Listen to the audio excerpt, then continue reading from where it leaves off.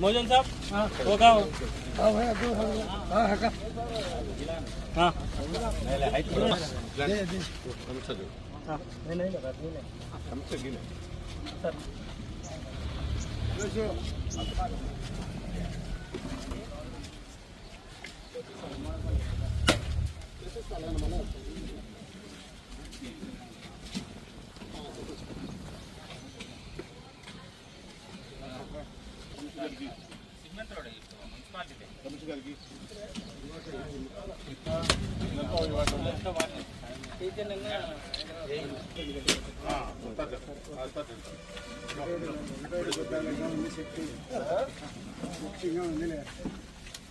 కొద్దిగా పిలిచారన్నా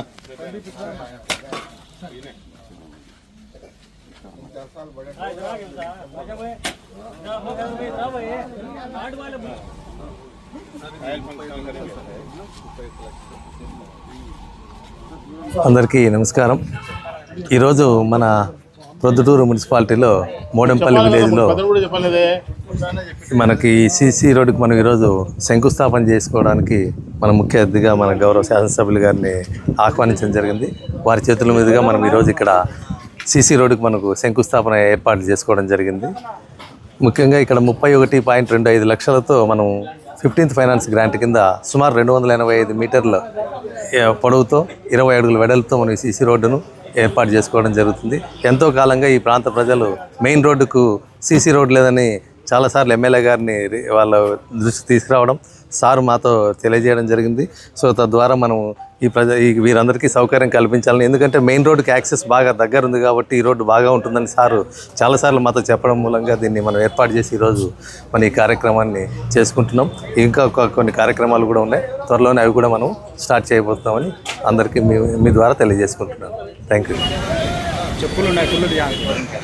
మన మున్సిపల్కు 15th finance వచ్చిన డబ్బుల నుంచి ఇప్పుడు అక్కడ మోడంపల్లిలో ఒక రోడ్డు, ఇక్కడ ఒక రోడ్డు, ఎప్పుడో గతంలో దాదాపు 30-40 ఏళ్ళ కింద చేసిన రోడ్డు రాబోయే కాలంలో ఇల్లు ఎత్తైపోయి బాగా తగ్గైపోయి నీళ్ళు నిలబడుతూ ఉంటాయి.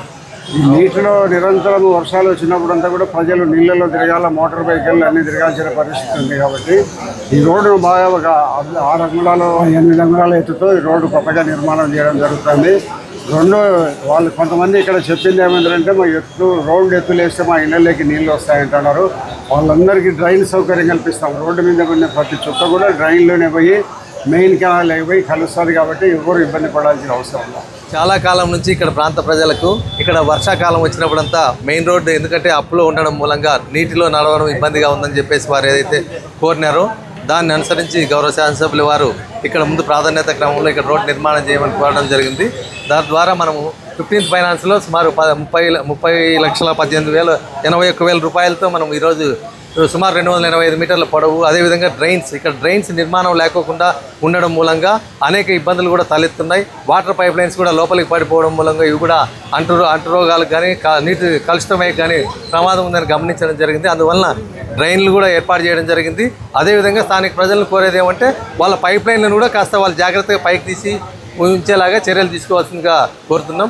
ఇందులో భాగంగానే మనం ఈరోజే మన మోడంపల్లిలో కూడా ఉదయం 31 లక్షలతో మనం ఒక రోడ్డు భూమి పూజ చేసుకోవడం జరిగింది. ఇక్కడ రెండవ రోడ్డు మనం 30,80,000 ఇక్కడ చేసుకోవడం జరిగింది.